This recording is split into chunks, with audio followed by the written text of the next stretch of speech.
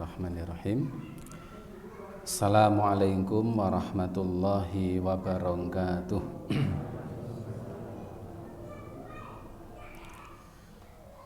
Innal hamdalillah nahmaduhu wa nasta'inuhu wa nastahdi wa natubu ilaihi wa na'udzu billahi min syururi anfusina wa sayyiati a'malina. May yahdihillahu fala mudhillalah wa may yudlil fala hadiyalah. Asyhadu an la ilaha illallah wahdahu la syarikalah wa asyhadu anna Muhammadan abduhu wa rasuluh.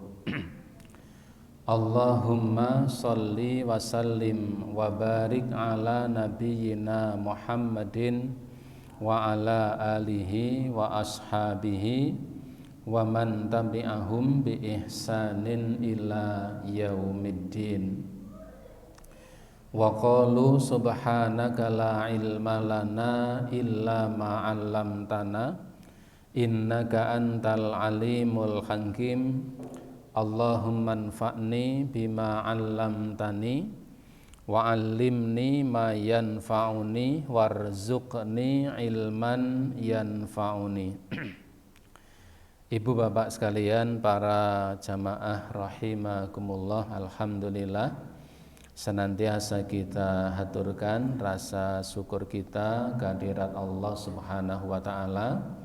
Malam hari ini Allah taala masih memudahkan kepada kita semuanya untuk bisa menghadiri sholat maghrib yang alhamdulillah bisa kita laksanakan dengan berjamaah dan kita lanjutkan dengan kajian kita. Sholawat dan salam tidak lupa semoga tercurah atas Nabiuna Muhammad sallallahu alaihi wa alihi wasallam, yang semoga terlimpah pula kepada seluruh keluarganya dan semua umatnya yang senantiasa istiqomah dengan dinullah ini sampai hari kiamat kelak. Ibu bapak sekalian, para jamaah rahimakumullah, pada pertemuan kajian kita satu minggu yang telah lalu, kita sampai pada bab terakhir terkait tentang adab atau etika ketika seseorang melaksanakan buang hajat. Ada perkara-perkara yang diperintahkan, ada perkara-perkara yang dilarang, dan ada perkara-perkara yang dimakruhkan. Perkara yang dimakruhkan, perkara-perkara yang hukum asal adalah boleh, tetapi lebih baik untuk meninggalkannya. Kemarin pada masalah yang kelima telah kita baca, kita kaji tentang hal itu.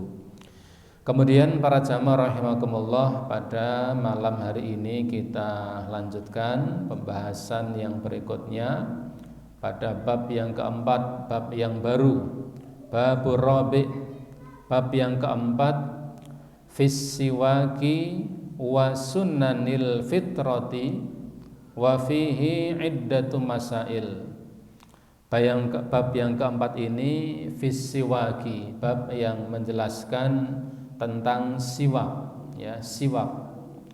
Wa sunnanil fitrati, dan sunnah-sunnah fitrah, sunnah-sunnah fitrah.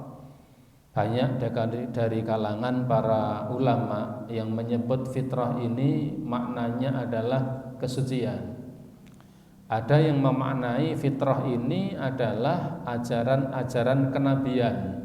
Sunnanil fitrah artinya perkara-perkara yang memang menjadi kelaziman, kebiasaan para nabi, terlebih Nabi kita Muhammad sallallahu alaihi wasallam. Wa fihi iddatu masail, pada bab yang keempat ini ada beberapa masalah. Yang pertama adalah as-siwak atau siwak. Apa siwak itu? As-siwak yang namanya atau yang dinamakan dengan siwak adalah huwal isti'malu udin au nahwihi, menggunakan ud. Ud itu batang pohon, ya. Ada yang mengartikan batang pohon, ada yang mengartikan ranting pohon. Tetapi pada asalnya dulu siwak yang dipakai itu adalah akar pohon tertentu. Pohonnya bukan sembarang pohon, tapi pohon tertentu. Karena tidak mungkin kita siwak itu menggunakan misalnya ya pokok pohon kelapa misalnya, ya. Nanti gusinya pating beradil, ya. Atau pakai pohon bambu misalnya, enggak. Tapi ada pohon khusus. Isti'malu udin au nahwihi, menggunakan ud, menggunakan ranting pohon tertentu atau akar pohon tertentu atau batang pohon tertentu. Dan biasanya yang digunakan siwak itu namanya pohon arok, ya, pohon arok. Itu pohon yang memang sudah dikenal di tanah Arab ketika itu, yang biasa digunakan fi asnanin, yang digunakan pada asnan, ya, jamak dari sinun, gigi. Awil lithati, atau digunakan pada lithah. Lithah itu gusi. Menggunakan ud, menggunakan ya ranting pohon, au nahwihi, atau yang semisal dengan ia. Semisal dengan ini misalnya apa? Misalnya kalau tempat kita menggunakan furs, menggunakan sikat gigi, ya, menggunakan sikat gigi. Pada apa? Pada gigi atau gusi, liizalati ma ya'liku bihima, untuk menghilangkan apa-apa yang menempel pada keduanya, pada gigi dan pada gusi, minnal ad'imati, dari berbagai macam sisa-sisa makanan yang menempel pada gigi, yang menempel pada gusi, warrawaihi, dan berbagai macam dari bau-bauan. Bau-bauan yang menempel baik pada gigi maupun pada gusi. Ini sekaligus menandaskan dan mengingatkan bahwa yang dibersihkan itu bukan hanya gigi, tapi termasuk gusi. Ini artinya bahwa orang-orang yang sudah uzur, yang sudah tidak memiliki gigi, bukan berarti kemudian dia tidak pernah membersihkan mulutnya. Hanya barangkali tidak sikat gigi tapi sikat gusi, ya, sekalipun mungkin tidak lazim, tapi memang yang dibersihkan itu adalah giginya maupun gusinya. Dari sisa-sisa makanan yang menempel atau sisa-sisa bau-bauan yang diakibatkan karena apa? Yang pertama bisa jadi karena memakan sesuatu, mengkonsumsi sesuatu yang dengan mengkonsumsi itu menyisakan bau yang kalau tidak dibersihkan tidak akan hilang. Di tempat kita banyak makanan-makanan yang menyisakan bau, ya. Ada misalnya apa? Makan pete, ya, atau jengkol, ya, atau apa? Bawang, ya, bawang. Di tempat kita itu kalau bawang kan untuk makanan. Kalau di tanah Arab sana itu ada orang yang memang mengkonsumsi bawang yang besar-besar itu dan memang dimakan seperti kita makan apel, ya, jadi kremus-kremus, tapi yang dimakan bawang, ya, bawang yang besar-besar itu. Maka akan menyisakan bau. Atau makan apa? Durian itu enak baunya, tapi kalau sudah dimakan seseorang, yang keluar dari mulutnya sangat tidak sedap. Atau bahkan seperti petai Cina, ya, atau makanan apapun.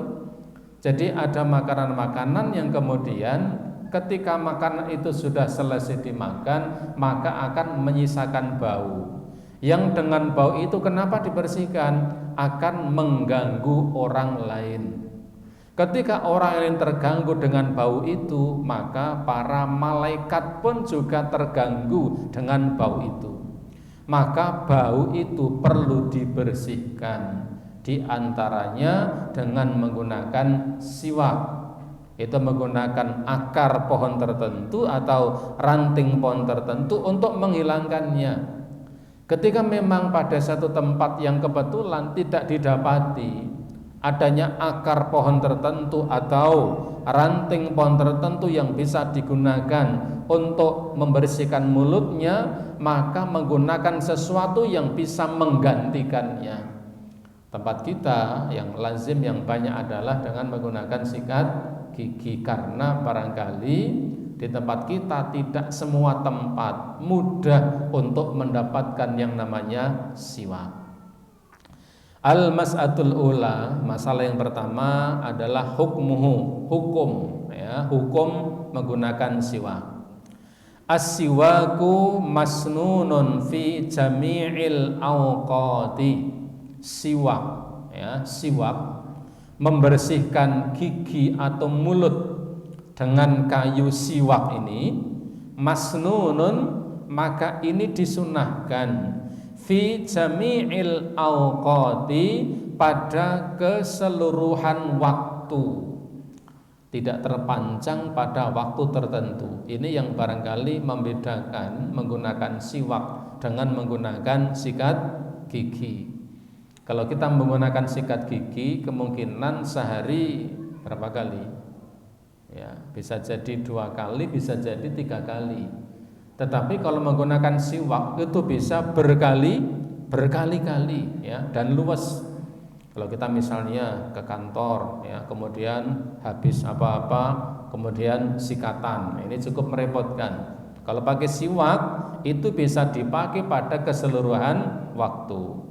Hatta shaima, sampai-sampai orang yang sedang berpuasa ya, lau tasawwaka fi halis yamihi fala ba'sa bidzalik, maka ketika seseorang yang dalam kondisi berpuasa, sedang berpuasa, maka ketika dia dalam keadaan puasa, fala ba'sa bidzalik, maka tidak mengapa ia menggunakan siwak itu untuk membersihkan giginya atau gusinya.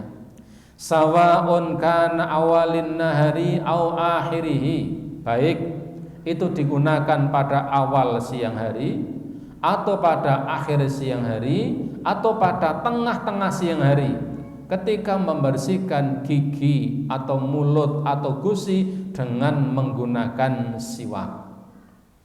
Ini yang kemudian beberapa ulama menghukumi berbeda. Ketika pada bulan Ramadan membersihkan mulut dengan sikat gigi yang diberi dengan pasta gigi. Banyak di antara para ulama yang menyebutkan kemakruhannya. Kenapa? Karena sebagai sebuah langkah ihtiyat, langkah kehati-hatian.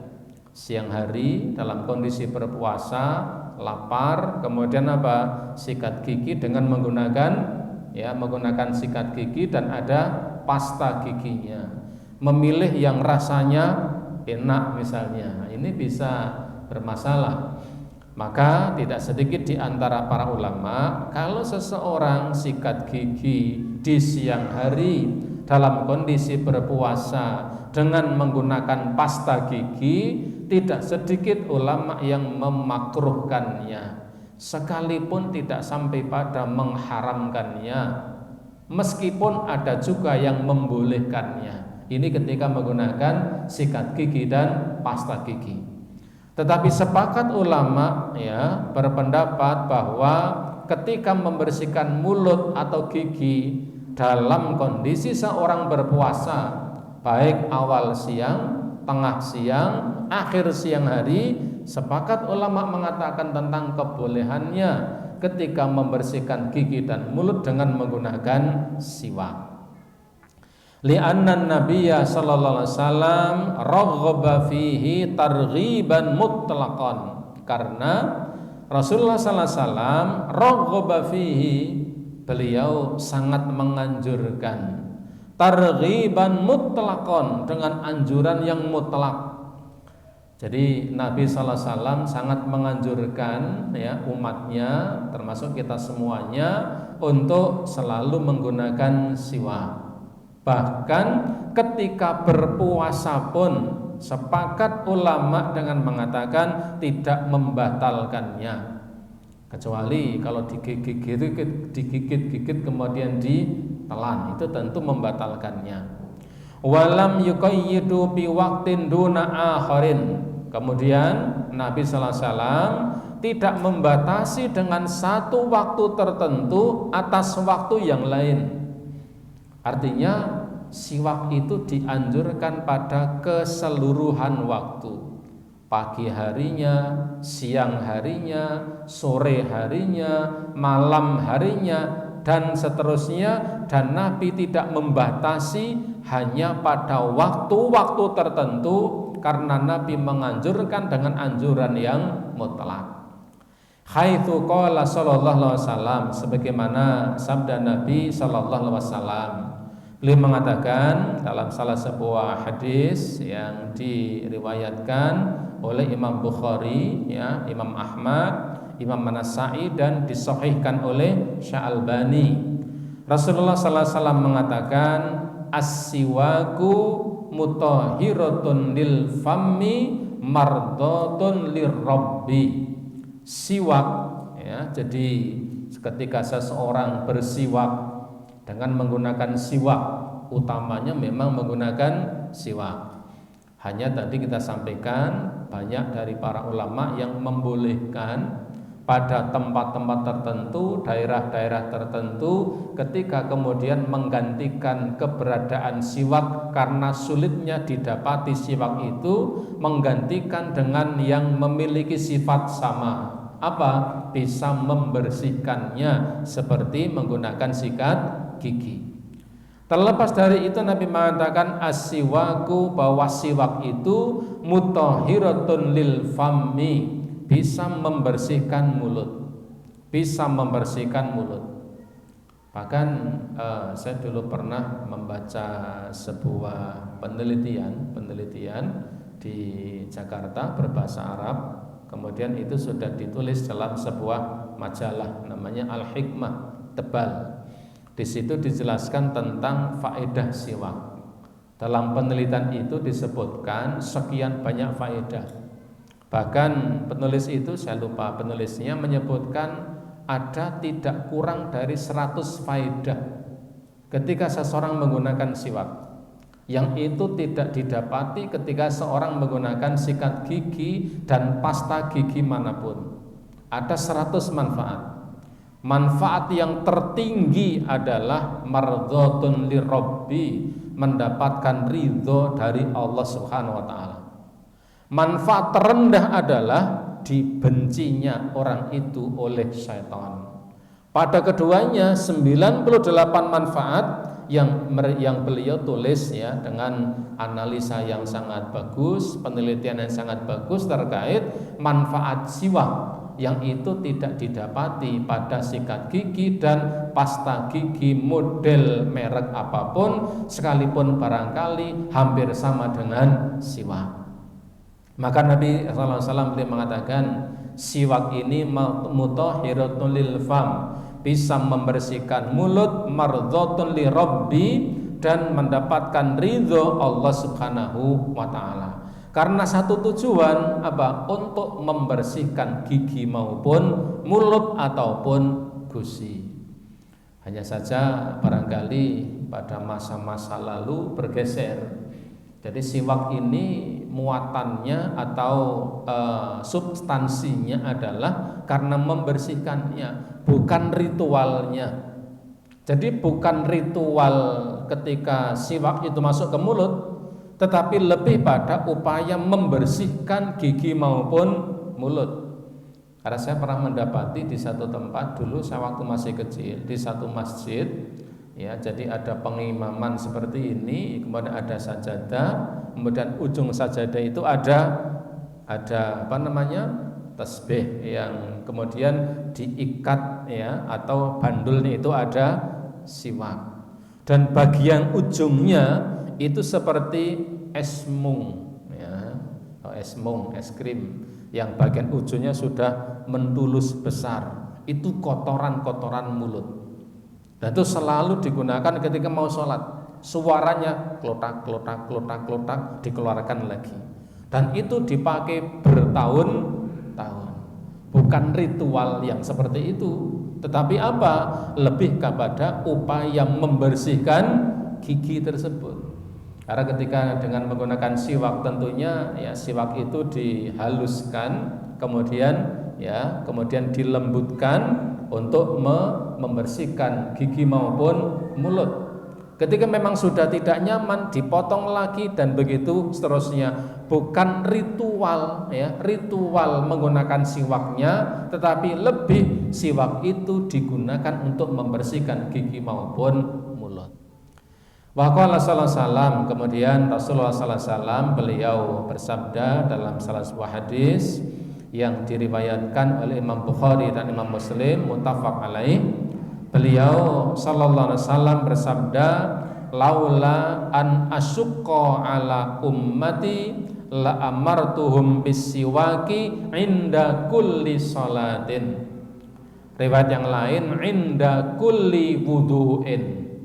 Rasulullah bersabda, laula an asyqa ala ummati, seandainya tidak akan memperberat umatku, jika seandainya tidak memperberat umatku atas umatku, la amartuhum bisiwaki, maka sungguh akan aku perintahkan kepada mereka, akan aku wajibkan kepada mereka bisiwaki, untuk bersiwak inda kulli sholatin, pada setiap kali mereka akan melaksanakan sholat. Nabi bersabda, seandainya tidak akan memperberat umatku, maka sungguh akan aku wajibkan kepada mereka untuk selalu bersiwak pada setiap kali akan melaksanakan sholat, seandainya tidak memperberat umat. Artinya apa? Artinya ini betapa pentingnya ya, betapa dianjurkannya seseorang itu ketika hendak melaksanakan sholat pada posisi yang sebaik-baiknya, kondisi bersih yang sebersih-bersihnya, suci yang sesuci-sucinya, sampai mulut pun juga dalam keadaan bersih. Kenapa? Karena sedang akan bermunajat kepada Allah Subhanahu wa taala. Kemudian al-mas'alatu tsaniyah, masalah yang kedua, mata yata'akkadu, kapan seseorang itu ditekankan untuk melaksanakan siwak ini. Beliau pengarang kitab ini mengatakan wa yata'akkadu 'indal wudhu'i, siwak ini sangat ditekankan untuk dilaksanakan indal wudhu'i, ketika seseorang akan berwudu. Riwayat yang lain ketika seseorang setelah berwudu. Tetapi yang masyhur dikatakan sebelum orang itu berwudu, ketika seseorang hendak berwudu. Kemudian wa indal intibahi minan naumi, yang berikutnya siwak ini juga ditekankan ketika seseorang intibah ya, ketika seorang itu bangun sadar minan naumi, dari tidurnya, bangun tidur. Disebutkan dalam salah satu hadis yang sahih bahwa Rasulullah sallallahu alaihi wasallam ketika beliau bangun tidur, beliau yashushu fahu bisiwak, beliau menggosok mulutnya dengan siwak ketika beliau bangun tidur. Wa inda taghayyuri raihatal fammi, kemudian siwak ini juga dianjurkan manakala terjadi perubahan bau pada mulut. Ketika terjadi perubahan bau pada mulut, tentunya ini kondisi yang normal ya, karena ada seseorang itu karena ada sesuatu tertentu, kapanpun mulutnya selalu bau. Kenapa? Karena barangkali ada gigi yang rusak. Karena gigi rusak itu kemudian selalu menyisakan bau. Maka ketika gigi rusak, kemudian misalnya berlubang atau pecah atau bagaimana sehingga menyisakan bau yang seperti ini, tentunya disiwak berkali-kali pun juga akan tetap bau. Tetapi dalam kondisi normal, misalnya ketika kita terjadi perubahan bau mulut, ketika terjadi perubahan bau mulut menjadi bau yang tidak sedap, maka ketika itu kita kemudian dianjurkan untuk bersiwak. Wa inda qiraatil Qur'ana, dan ketika seseorang hendak membaca Al-Qur'an, disunahkan kalau kita punya siwak, dan siwak itu kualitasnya bermacam-macam. Kalau siwak basah itu biasanya harganya relatif lebih mahal. Kalau siwak yang kering relatif lebih murah. Kalau ibu bapak sekalian, misalnya Allah takdirkan berkunjung ke tanah haram, ke Makkah, ke Madinah, maka di sekitaran komplek Masjidil Haram, di seputaran komplek Masjid Nabawi itu banyak orang-orang yang menjual kayu siwak dan kering-kering, dari yang kecil seujung atau sebesar kelingking orang dewasa sampai yang besarnya satu lengan. Saya tidak tahu kalau siwak satu lengan itu menggunakannya bagaimana ya. Karena kalau siwak satu lengan itu masuk mulut susah ya. Kalau kita lazimnya kan yang kecil-kecil, tapi ada memang yang menjual siwak yang sebesar satu lengan. Istri saya tanya, "Bi, itu kok siwaknya sebesar itu? Jor cangkeme piro?" Saya sampaikan, rasa mikir. Tidak ada gunanya dipikir. Memang jual siwak itu yang potongan-potongan dari yang kecil sampai yang besar. Ada yang hampir satu lengan ya. Tapi kalau siwak yang basah biasanya dikemas dalam kemasan tertentu, kemudian dibungkus plastik dan kondisinya masih basah ya. Itulah siwak yang paling disukai Rasulullah. Siwak yang dalam kondisi kayunya masih basah, sehingga ketika dikosokkan ke gigi masih menyisakan rasa segar pada mulut. Itulah siwak yang paling disukai oleh Nabi. Dan kalau di tempat kita biasanya harganya relatif lebih mahal, yang dibungkus plastik karena memang masih selalu dalam kondisi basah. Ketika seseorang memiliki siwak seperti itu, maka memungkinkan untuk bersiwak dalam semua keadaan. Ketika bangun tidur, ketika hendak berwudu, ketika terjadi perubahan bau mulut, wa inda qiraatil Qur'ana, dan ketika seseorang hendak membaca Al-Qur'an, wa inda sholati, dan ketika seseorang hendak melaksanakan sholat. Hanya memang tidak semua tempat mudah untuk mendapatkan siwak ini ya. Wa kadza inda dukhulil masjidi wal manzili, demikian juga ketika seseorang hendak memasuki masjid, hendak masuk masjid ya, selalu bersiwak. Ketika hendak masuk rumah ya, mendatangi istrinya, pulang dari bepergian, maka kemudian Nabi biasanya bersiwak. Li hadisin Mikdam bin Syarih, sebagaimana disebutkan dalam salah sebuah hadis dari Mikdam bin Syarih an abihi, dari bapaknya, qala, ia berkata, sa'altu Aisyata, saya pernah bertanya kepada Aisyah, qultu, aku katakan, bi ayyi syai'in kana yabda'un nabi sallallahu alaihi wasallam idza dakhala baitihi. Saya bertanya pada Aisyah, wahai Aisyah, bi ayyi syai'in, dengan apa kana yabda'un nabi, dengan apa Nabi memulai idza dakhala baitihi, ketika beliau memasuki rumahnya.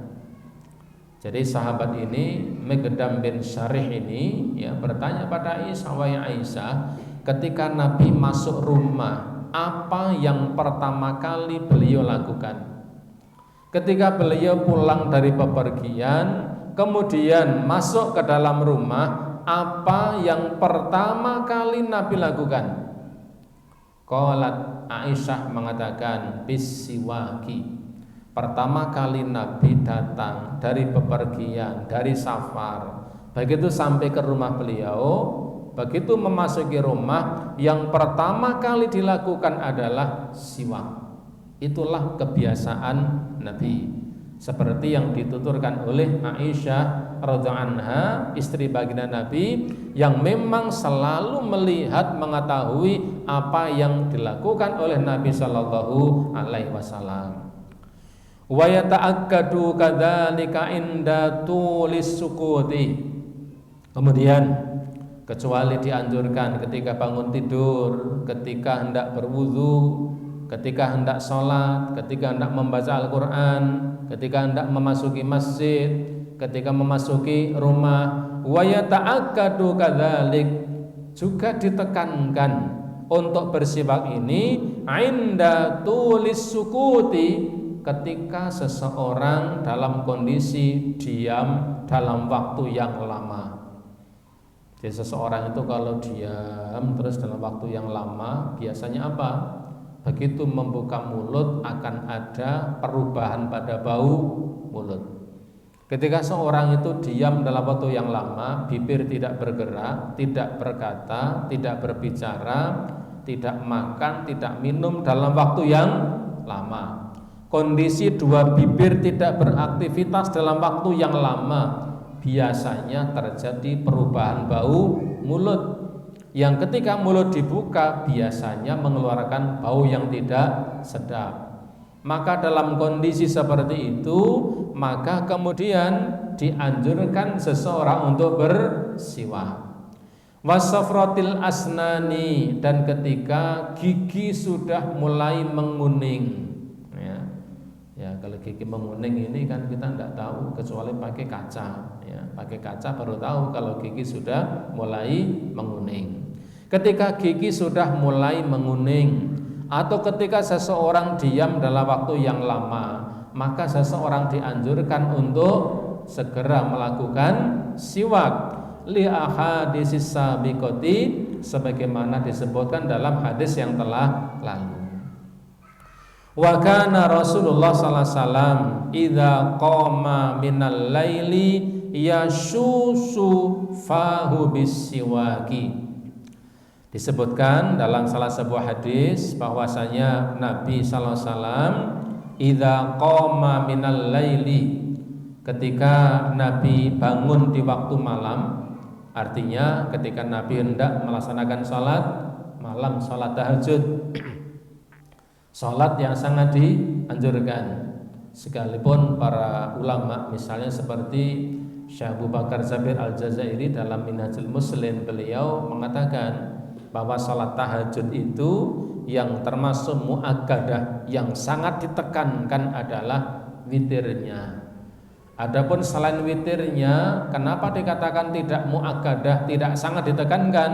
Karena kadang Nabi ketika beliau bepergian, Nabi tidak melaksanakan sholat malam, hanya witirnya tetap dilaksanakan.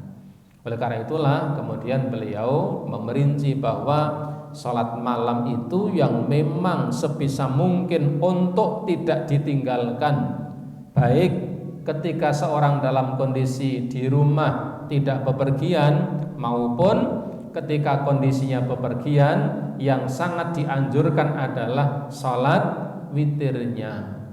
Adapun ketika seseorang dalam bepergian, dalam safar, maka boleh untuk tidak melaksanakan sholat malam, sekalipun biasanya melaksanakan. Tetapi ketika di rumah tidak sedang bepergian, maka tahajud selain witirnya juga tetap dianjurkan.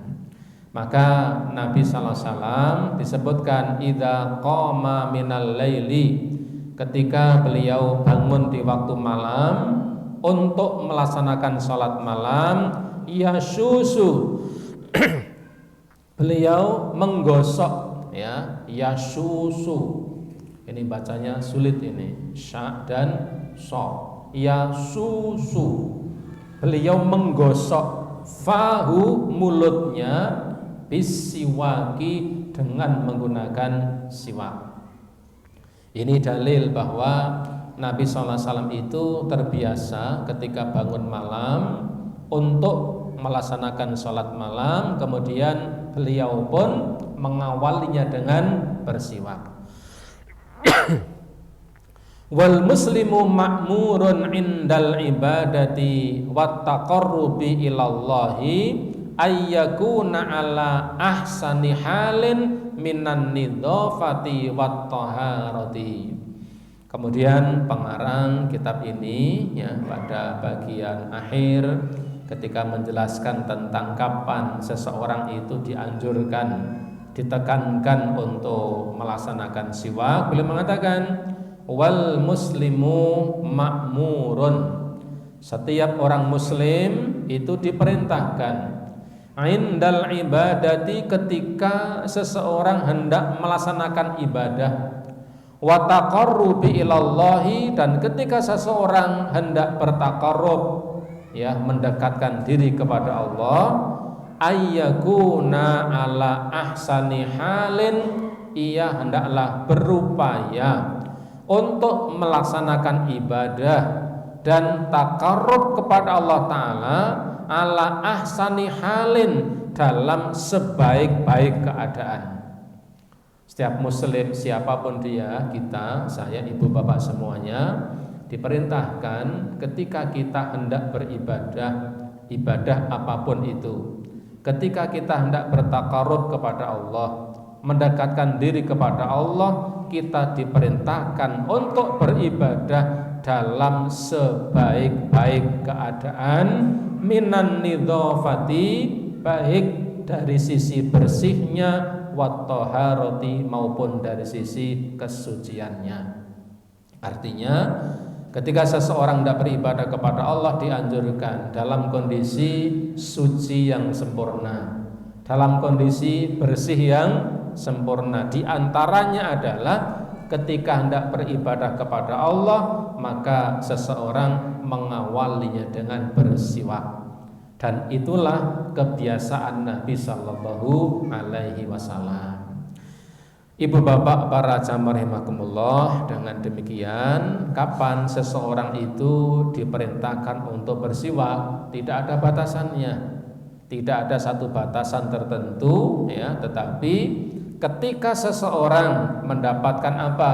Terjadi perubahan bau mulut, ketika sedang hendak beribadah kepada Allah, ketika seseorang diam dalam waktu yang lama, ketika mulut itu kemudian mulai berbau, maka ketika itulah seseorang diperintahkan untuk melaksanakan, untuk bersiwak, sehingga ia selalu dalam keadaan sebaik-baik keadaan, baik dari sisi kebersihannya maupun dari sisi kesuciannya.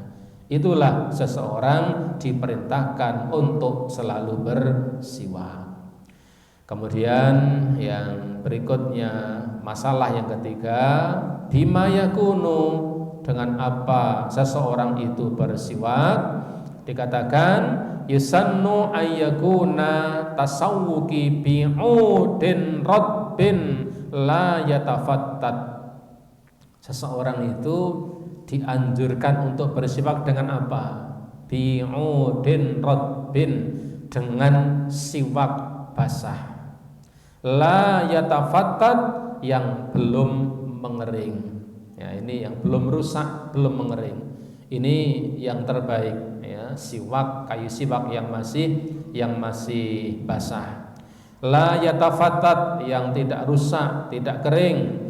Wala yajrahulil fam, dan tidak melukai mulut. Ya, dengan kayu yang masih basah, yang bagus, yang tidak rusak, sehingga tidak melukai mulut. Fa innan nabiyya sallallahu alaihi wasallam kana yastaku bi'udin arakin.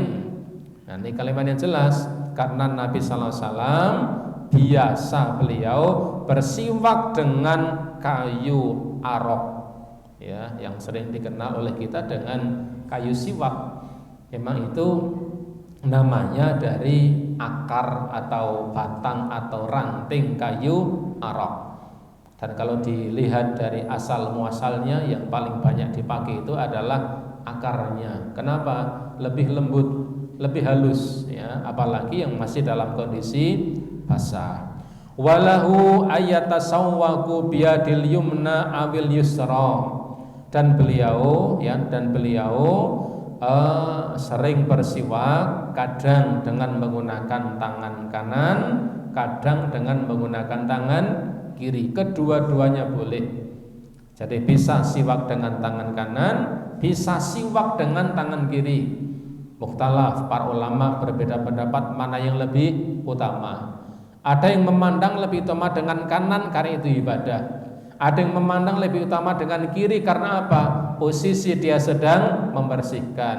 Fal amru fi hadza wasi'. Perkara yang seperti ini, maka ini perkaranya sangat luas. Fa illam yakun indahu udun yustaqu bi halal wudu. Ketika seseorang tidak mendapatkan kayu arok, tidak mendapatkan kayu siwak untuk bersiwak ketika dia hendak berwudu, ajza'ahu tasawwuki bi asba'ihi, maka seseorang itu boleh bersiwak dengan jari-jari tangannya. Jadi barangkali kita sering lihat orang-orang zaman dahulu, ya, ketika wudu kemudian memasukkan jarinya untuk membersihkan giginya. Kama ruya dzalika Ali bin Abi Thalib, ya, sebagaimana itu diriwayatkan dari Ali bin Abi Thalib fi sifati wudu'in Nabi, tentang sifat wudunya Nabi. Kadang Nabi ketika berwudu membersihkan mulutnya, menggosok mulutnya dengan jari tangannya sebagai ganti dari siwak yang barangkali beliau tidak membawanya. Ibu bapak, para jamaah rahimakumullah, sampai di sini ya pembahasan tentang siwak. Jadi siwak itu sangat dianjurkan. Kaitannya apa?